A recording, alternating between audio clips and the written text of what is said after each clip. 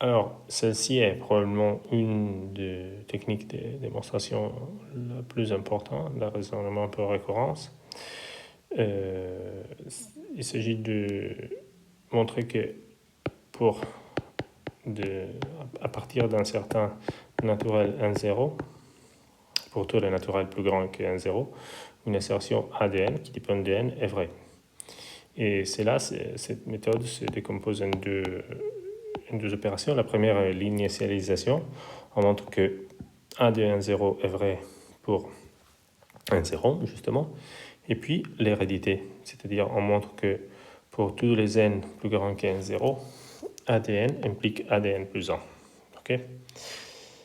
Et donc, du coup, ADN 0 implique ADN 0 plus 1, ADN 0 plus 1 implique ADN 0 plus 2, ADN 0 plus 2 implique ADN 0 plus 3, etc.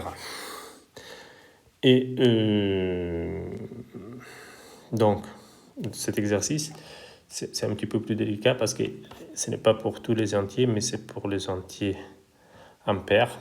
Donc, en fait, on ne passe pas de n à n plus 1 à n plus 2, on part de 1 ampère, et donc on passe à n plus 2 ampères, n plus 4 ampères. Donc il faut juste faire attention à cette spécificité-là.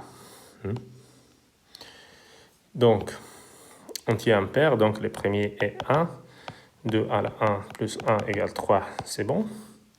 Donc supposons que 2 à la n plus 1 avec n ampères soit est égal à 3 fois m. Donc 2 à la n plus 2 qui est l'entier ampère suivante, plus 1 est égal à 4 fois 2 à la n plus 1. Et ça, on peut l'écrire comme 4 fois 2 à la n plus 4 moins 3. Donc 4 fois 2 à la n plus 1 moins 3. Et donc, je n'ai pas trop de place. 2 à la n plus 1, on sait par hypothèse que c'est 3m. Donc ça fait 3 fois 4m moins 1. Parce que,